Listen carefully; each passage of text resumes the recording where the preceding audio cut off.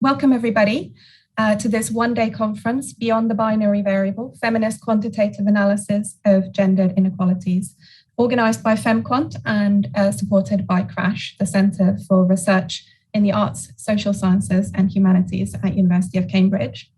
My name is Jenny Chanfro. I'm a research fellow in demography at UCL and co-founder of FemQuant together with Rose Cook, who you can see, a senior research fellow at KCL. The FemQuant Organizing Collective also includes Heini Väisänen, researcher at INED in France and part-time lecturer in social statistics and demography at University of Southampton, Sarah Rose Taylor, principal researcher at the Framework Convention Alliance for Tobacco Control in Canada, and Young Cho Lee, PhD candidate in sociology at University of Cambridge, all of whom you'll get to meet over the course of today. So FemQuant is a network with the goal of bringing together researchers across the social sciences who are combining feminist theory and quantitative data and methods so that we can discuss and learn from each other. In short, FemQuant came about because we wanted to attend conferences and workshops like the one today to learn from people like you. So we organize a monthly seminar series during term time, and this is our third full-day conference since our inaugural conference in 2017. With over 300 signups, today is by far our biggest event to date, which I have no doubt is thanks to the support from CRASSH having massively extended our reach. So we're really grateful to CRASSH and especially to Nikki Davidovsky at CRASSH for all the organizational help we've received. We've got a great lineup of speakers coming at the topic of Beyond the Binary Variable from a range of angles. So we at the FemQuant Collective are really excited for today, and we hope you all are too. Very pleased to be welcoming Anna Lindqvist as our first speaker today. So Anna is an associate professor in gender psychology at Lund University in Sweden. Anna's pronoun is she. Her research focuses on how to break the binary notion of gender with a special focus on the Swedish neopronoun hen, which is used in parallel with the words for he and she and can refer to non-binary identities. Anna has published extensively in journals such as the Journal of Applied Social Psychology, Frontiers in Education, Sex Roles, and the Journal of Cross-Cultural Psychology. She has a recent publication in Psychology and Sexuality journal, which is titled What is Gender Anyway? A review of the options for operationalizing gender, which, given the topic of our event, makes her ideally placed to kick off the conversation today. So in this talk, Anna is going to be discussing how to ask about participants' gender in quantitative research. So Anna, when you're ready, please do start. Okay, thank you, Rose, for the introduction, and thank you, Jennifer. I'm based in Sweden at the moment, sitting in my living room.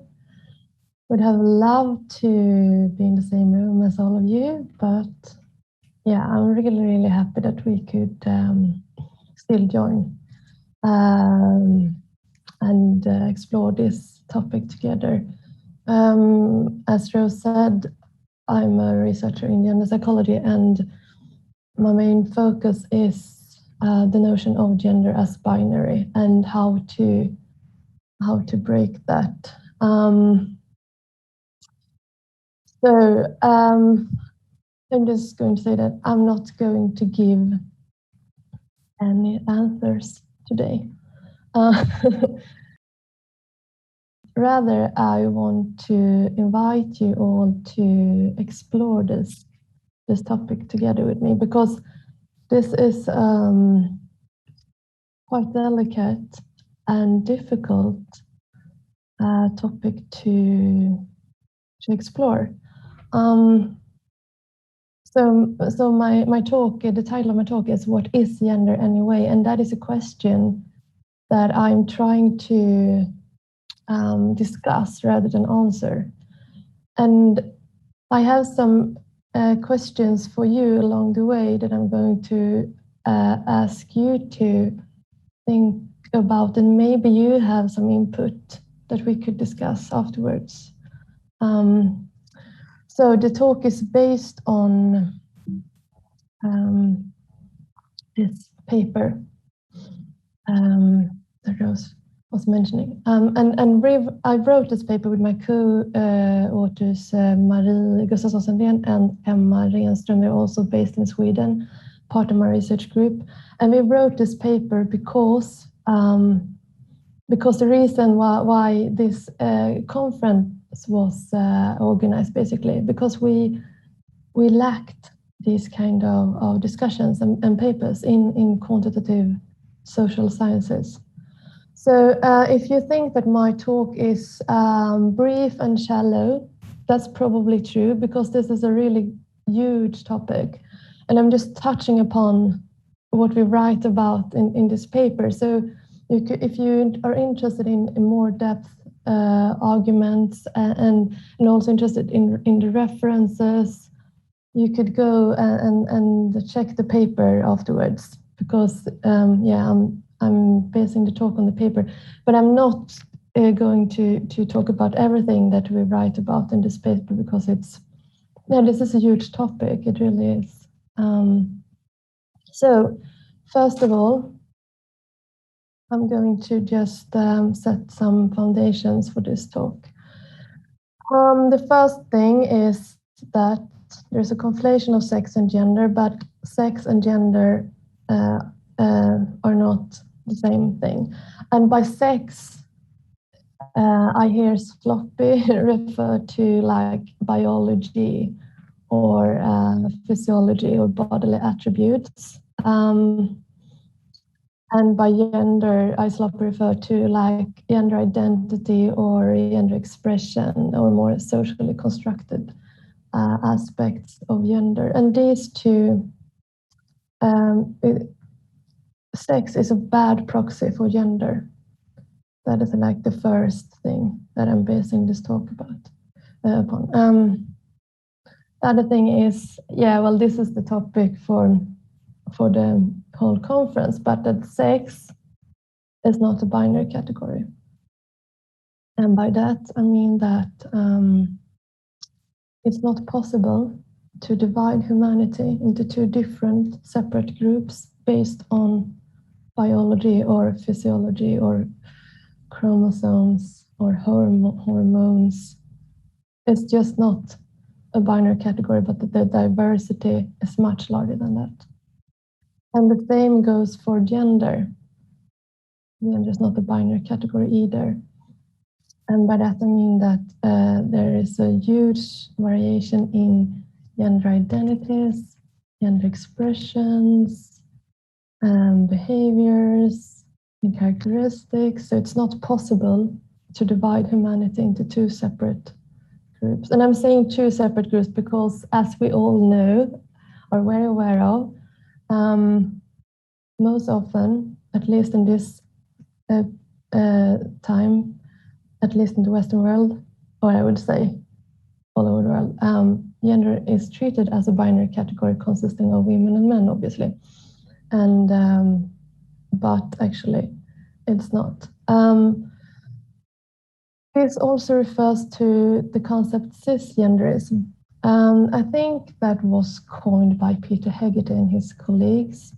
And by cisgenderism, this concept refers to the notion that there are two genders, women and men, and it's possible to see what gender someone has by looking at them. So someone's appearance says something about their gender identity, but also about their bodily attributes. So that notion or that idea is referred to as cisgenderism, and that's something that we try to avoid. So my talk is one contribution to how we can try to avoid that in social science. This also refers to heteronormativity, and I'm not going to say that much about heteronormativity, but just briefly, because heteronormativity is the idea that we have two different genders, women and men. They are separate, they're mutually exclusive, and they do attract each other. And so sexuality is actually also connected to notions of gender. And if you're interested in this, one of my PhD students, she writes her thesis about this. So then you can contact me and I could send you some references. Okay. So there are several problems with treating gender as a binary category. One problem is that it simply leads to measurement errors. So if you're a researcher in quantitative, if you're a quantitative researcher, you do want to minimize your measurement errors. So if you're treating gender as a binary category, you're going to end up with measurement errors. And of course, there's a problem that this discriminates against individuals who do not identify as women or men. So these are two quite big problems. So that's why we should avoid it. I'm sure you can come up with even more problems, but these are like two main problems as I see it. Okay, I'm going to begin with my take-home message.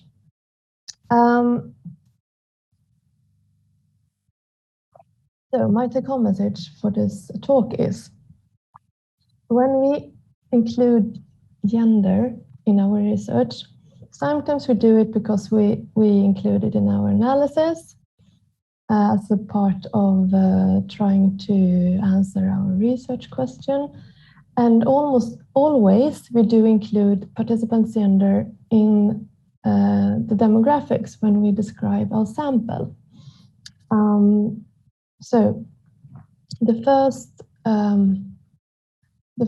thing I mentioned regarding our research question is that my take-home message is that you should identify the relevant aspects of gender for your research question. So if you're going to include a gender variable, I'm not saying the gender variable, but a gender variable in your analysis, you should really identify what is relevant for my research question. And I'm going to say more about this specifically soon. So that is like the main question you should ask yourself as a researcher. What is relevant for my research question to know about my participants? And when it comes to the participants' gender identity, and this is the part I'm going to talk most about in this talk, you should use a free text response. That's our recommendation when you ask about their gender identity. And there are other recommendations out there. And I'm not saying that this is like the truth, but this is our recommendation.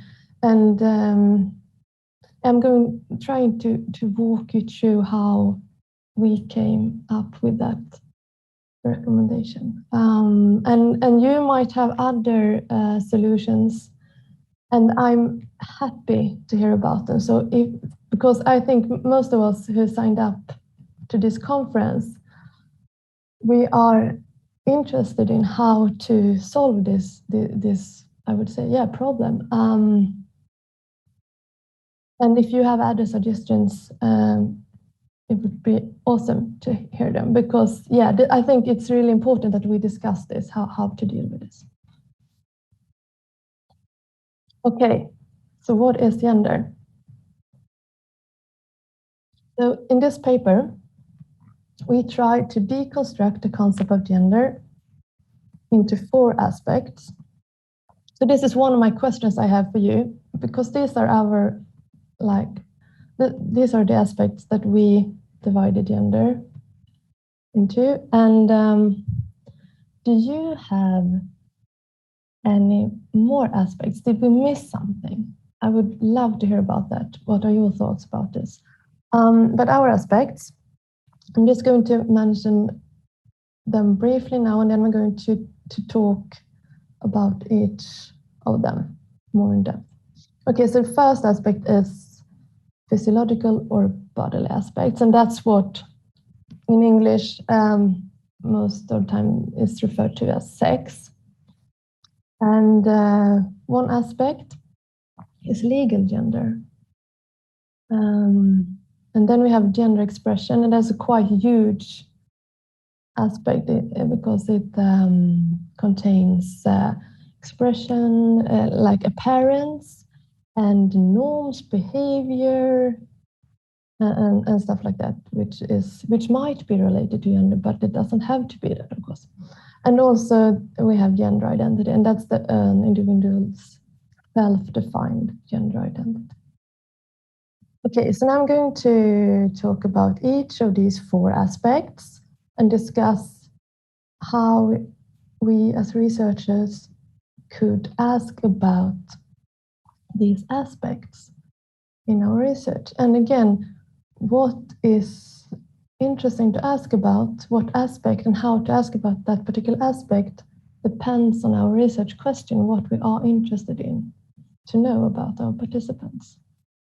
So if we begin with the physiological and bodily aspects, I think it's, again, super important that we do not conflate sex with gender. So sex is a bad proxy for gender. So biology or bodily aspects, they do not serve as a proxy for gender. And one concrete example is like, if we are interested, if our research question needs to answer that, if we need to know if someone has an experience of menstruation, this is a quite simple example, I think, then we should ask about that particular experience. So we cannot assume, we cannot ask about our participants' gender identity and assume that all women, but not all men, have experiences of menstruation. So if we are interested in something that regards this aspect of gender, the bodily aspects, bodily attributes, then we ask about that. I think this is the most easy or simple part of this, because it's, you just ask about the thing you're interested in, basically. So I'm not going to talk that much about this aspect. The second is legal gender. I think this is trickier, sorry, because it has an advantage, and that is that official statistics often has the legal gender as one fact, which means that we could, for example, we could do research and analyze if women, according to their legal gender, that is, if women experience, for example, more discrimination on workplaces than men. And now I'm using women and men to referring to the legal gender, because that is most often what is included in these kind of surveys. Could also see that women often are paid less than men. So that is good, right? It's good to know about this, this inequality between women and men. However, we all know that there's a huge disadvantage, and that it is obviously that gender is not a binary category. So even if we include legal gender in our research,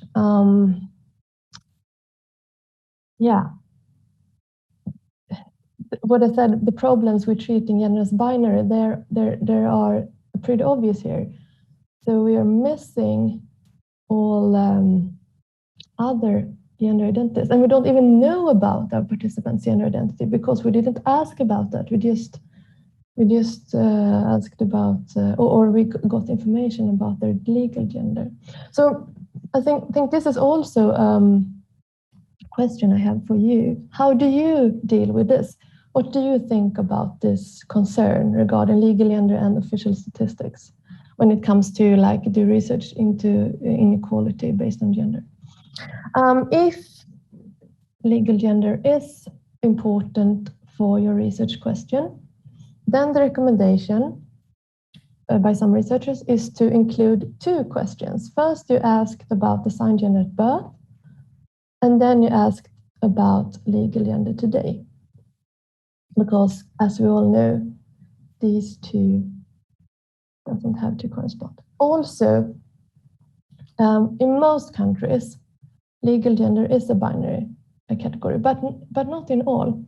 I know that, for example, maybe we have some Germans here who can tell me more about this, but for example, in Germany, if it's not possible to give, if a baby has a body that doesn't correspond to like the medical norms for boys or girls, then that baby can have a third legal gender. I know a third legal gender also is possible in, for example, Australia and New Zealand, I think India. So yeah, and this kind of shows us that this notion of gender as binary is constructed. So not even legal gender is always binary. Okay, now gender expression. This is a quite huge aspect because it includes so much. For example, it can include like appearance, like clothing, how you have your hair, makeup, what glasses you have. If you have nail polish, could be related to gender and stuff like that. It could relate to behavior, how you move,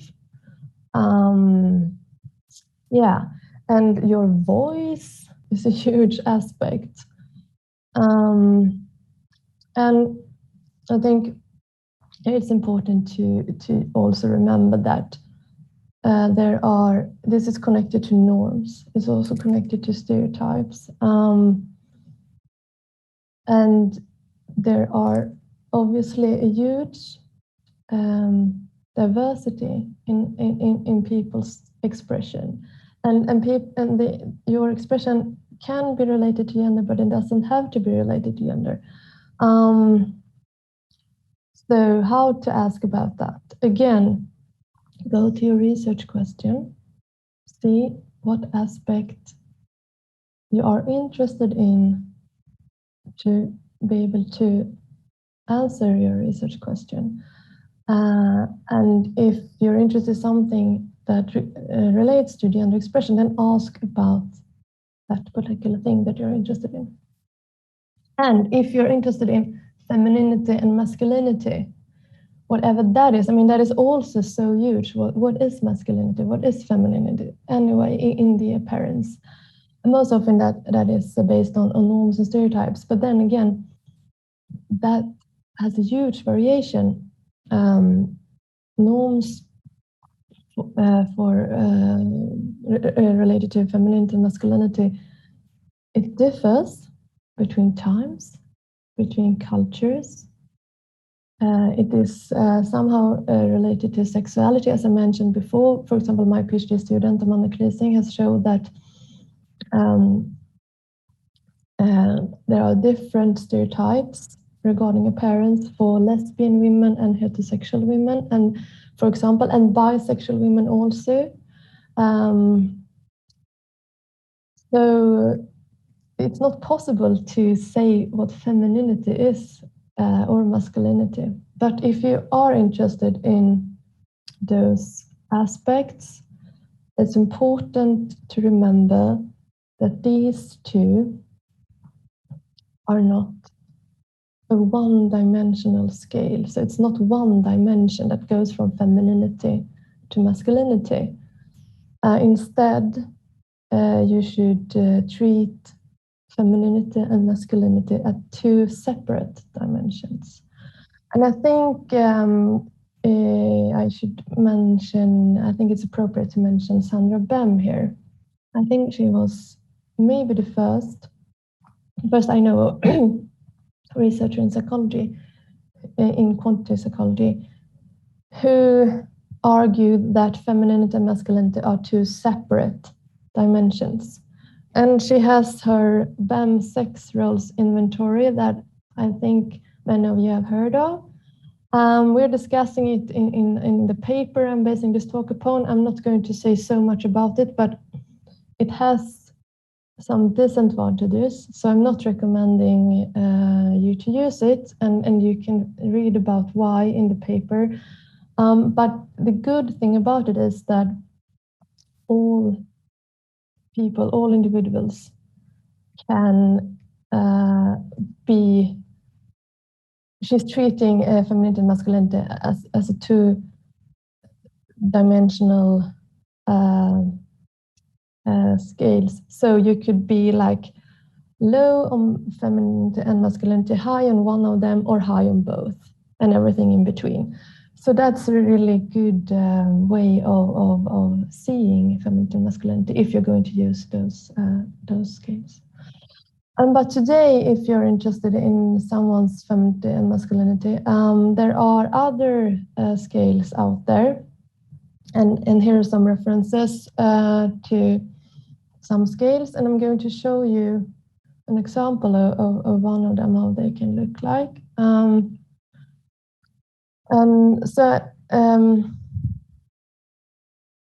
So here is two different scales. First, it's the first order gender scale, and then the participants respond to how they see themselves. So in general, how do you see yourself? Please answer on both scales below. And then they answer how feminine they see themselves and how masculine. So they can they answer both of them separate. And then there is the third order gender scale, and there they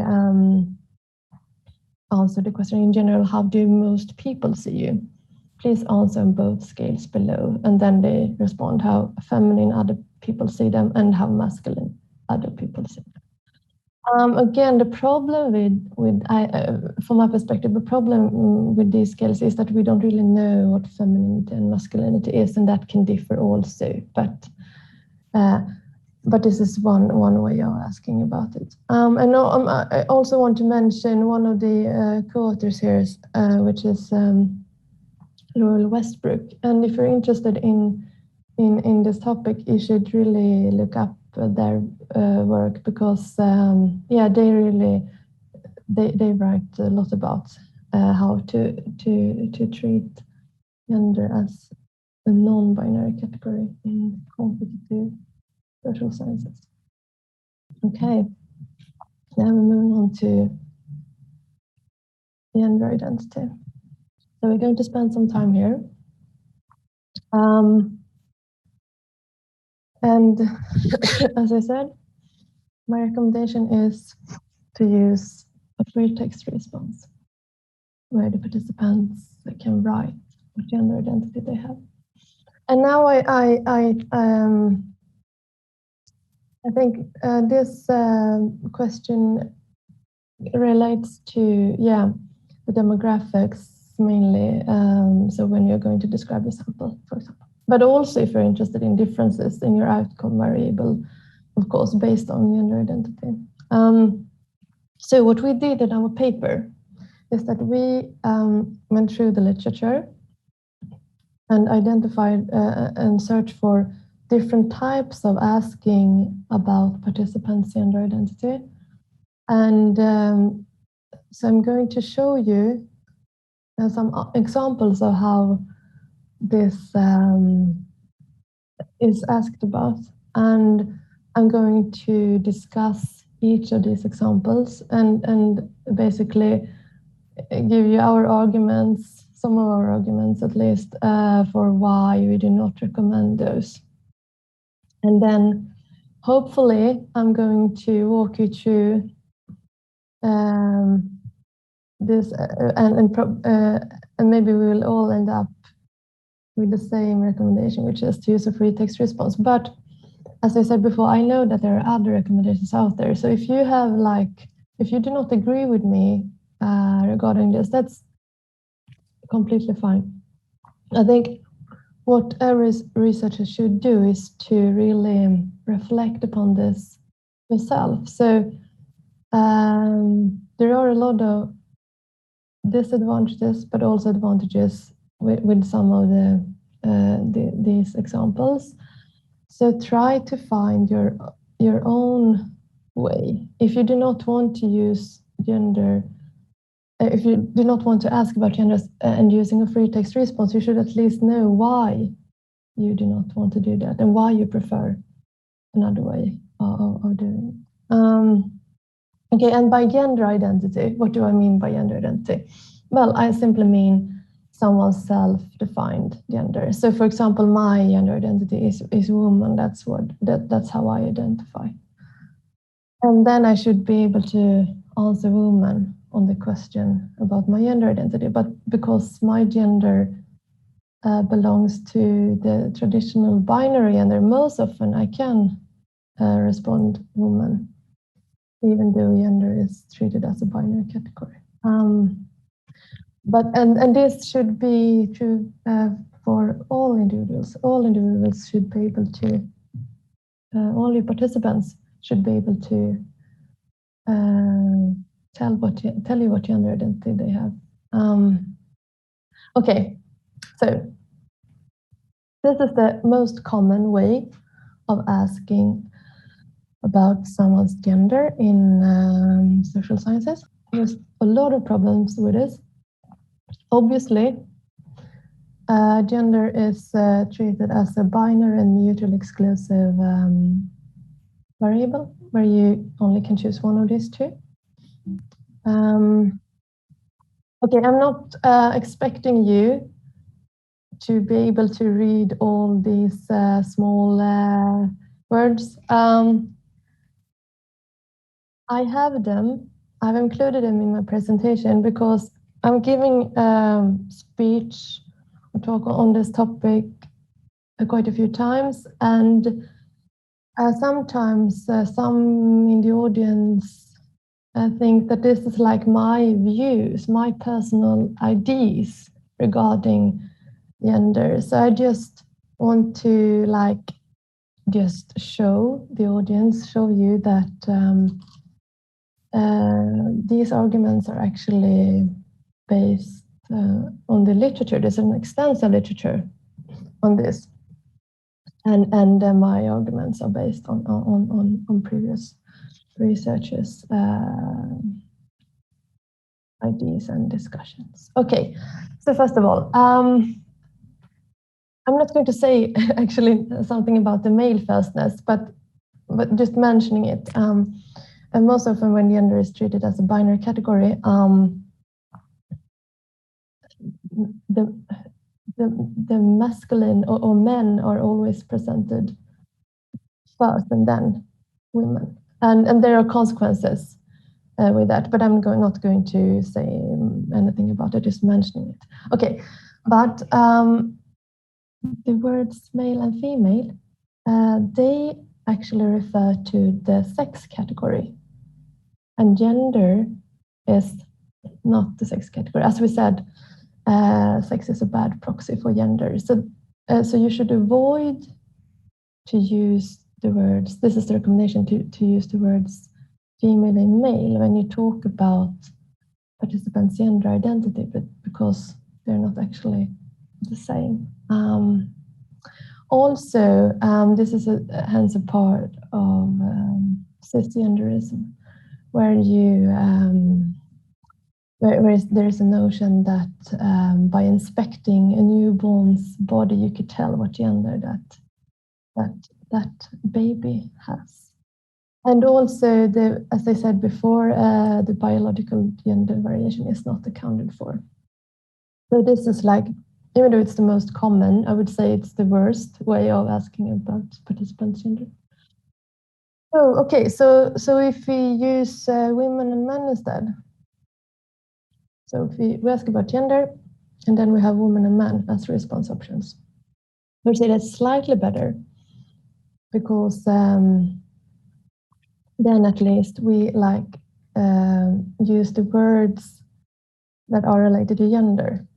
However, of course, it still implies that gender is a binary category. and that gender consists of the mutually exclusive alternatives, women and men. But, of course, there are a lot of other gender identities.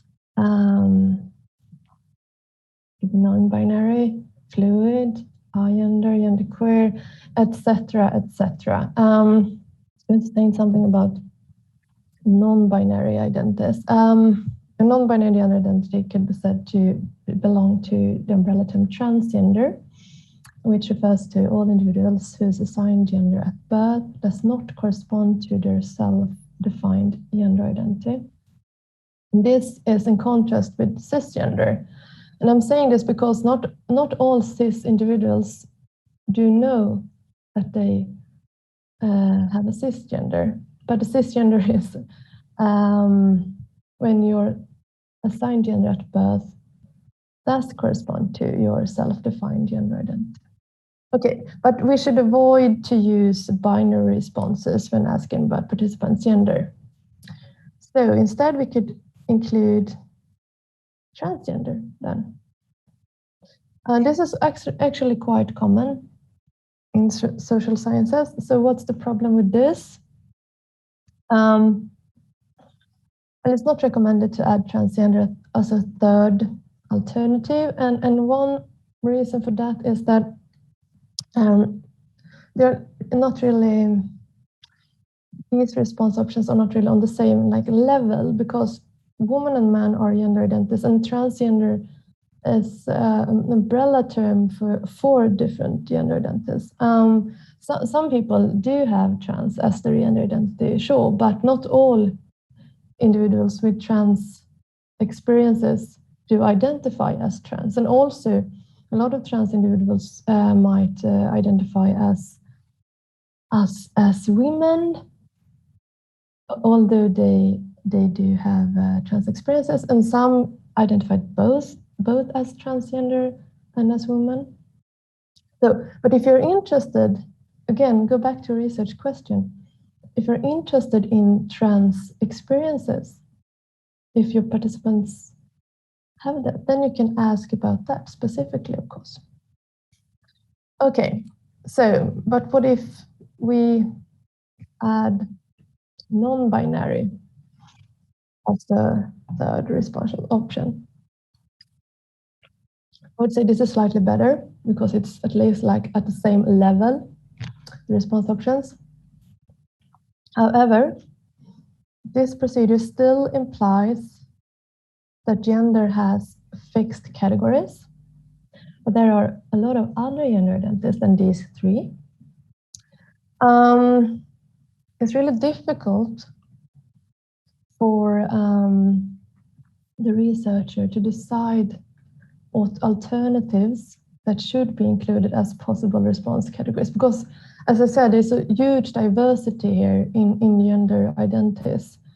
And yeah, it might be seen as one form of reductionism, where the researcher tries to predefine what possible response options that the participants should be able to choose. However, some researchers do recommend that this is what a researcher should do, that you should try to maximize the total number of alternatives and then include the possibility to tick more than one, like to tick several identities or response options, and then you could add the instruction that please check all that apply. So that is also a quite common recommendation. I do not recommend it because of what I said. It's really difficult for the researcher to decide what gender categories or what gender response options that should be included, and also it's still you might still miss a gender identity. So and you want all participants to be able to answer this question. Okay, so maybe we could instead of add non-binary, maybe we could have other as a third response option.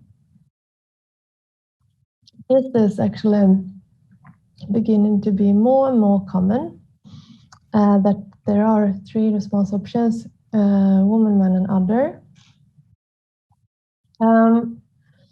The advantage is that other could contain anything, so everybody can respond now.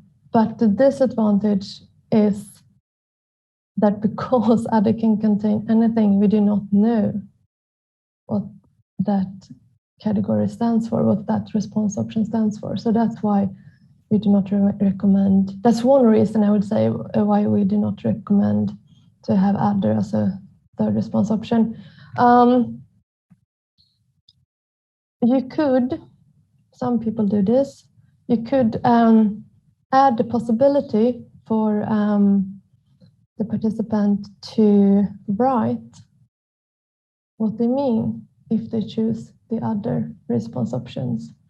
And this might be the best example of why can't I say that word? By having several response options. Because then it's actually possible for every individual to express themselves and to define their own gender identity. However, this implies that the responses woman, man, and other cannot coexist. This is an assumption that might be valid for some gender identities, but not all.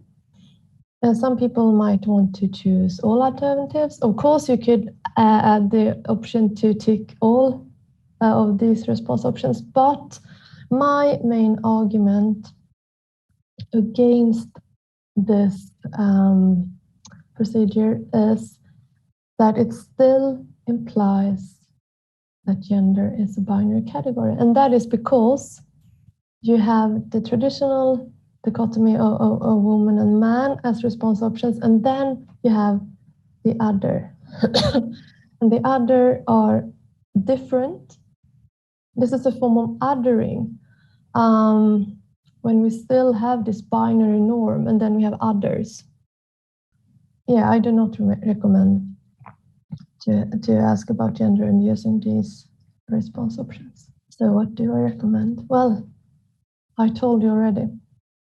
This is my recommendation. Ask about gender, and then you have a text box where your participants can write their gender identity. It's quite simple. And also, everybody can respond exactly whatever they would like to respond. So, yeah. For the participants' point of view, this is really good, and from the researcher's point of view, this is also really good because you do not get any measurement errors here. You get the responses that the participants want to provide.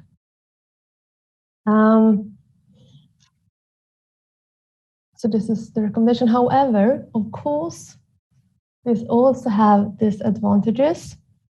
So I'm not saying that this is the perfect way of asking about participants' gender identity, but when me and my colleagues, when we went through the literature and the arguments, we ended up with this as the best way of doing it, according to us. But of course, it's not the perfect way. For example, it might be difficult to categorize the responses. Because as I said, gender identity is a really complex category. It's a huge variation.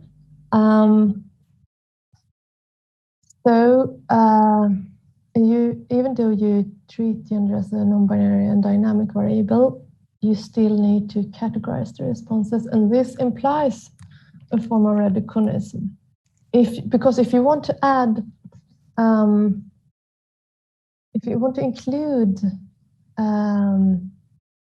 all participants in your analysis, and you have, for example, a representative sample, probably you will have too few participants who give other responses than woman or man. And how do you do with these? Shall you merge that into one third gender category? And if you do that, then again you do the same thing as if you had the other option. So this is also I do not have a solution to this. So this is one thing that I am reflecting upon. So if you have any input here or any thoughts, I would love to hear them. One recommendation that we have is that you should not exclude participants from when writing up your results. So if you're going to include gender as a variable in your analysis, maybe you have too few individuals not responding woman or man, but then you should at least report their results as well. But again, I think this disadvantage is, I'm not saying that the other options are better, but this is still something to reflect upon how to deal with. And I think further discussion within the field is needed here. Before I'm going to open up for questions, I'm just going to show you how the data could look like if you have this free text response. Because we have used this in several years now, me and my colleagues in my research group. And I'm going to show you a sample of about 1,100 Swedish participants. It's a representative sample for the Swedish population. And they could all write, they all wrote what gender they had. And we have translated it into English, of course. And here is how it looks like. Okay, so it was 1,146 participants in this particular data collection, or a sample, as I said. It shouldn't be representative, though, because there are so many women here. Okay, anyhow. 5.4% of the participants gave another response than woman or man. Actually, I don't think this was representative, but never mind. This is the important thing is actually the other response options. So how many gave other response options, and what response options did they give? So 7 participants gave hen as their response to their gender identity, and hen, as Rose mentioned, this is a neopronoun in Sweden that many individuals with non-binary gender identities use as their own pronoun. Hen could also be used as a generic pronoun, but it is used as a non-binary pronoun by many individuals. So we have a lot of different kind of response options here, or responses here. One argument against having using the free text response option is that you get trolls that do not want to accept that gender identity could be something other than women and men. And I'm showing this just to show you that this is actually not a big problem. People are quite honest and serious when responding to this. However, I'm just going, before opening up for questions, I'm just going to say something about the very last response here. I'm just going to mention it. I identify as an attack helicopter, but am a biological man. As I said, we have used this free text response for quite some time. And now and then we get an attack helicopter in our sample. And I'm not sure if you know about this, but this is a meme, an internet meme. Seems like, this person says that they are a biological man. So it's like, this is like a kind of transphobic, anti-feminist group of persons who they have decided that they're not going to accept that gender could be anything. So then they say, okay, so whatever, then I'm an attack helicopter. And they also actually done these kind of images. I'm just saying this because this is something that me and my research group are thinking about. This is because this is our suggestion. It's actually half serious that there might be a true gender identity that is attack helicopter, and that's some kind of hyper masculinity.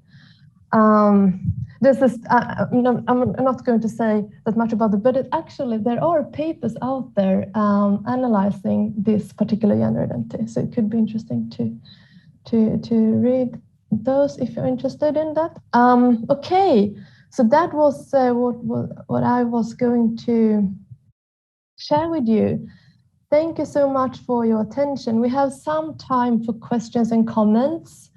If you're interested in the references or more in-depth arguments, you should read the paper that I'm basing this talk upon. Thank you so much, Anna, for such an interesting talk. Really enjoyed that. I'm sure everybody did as well.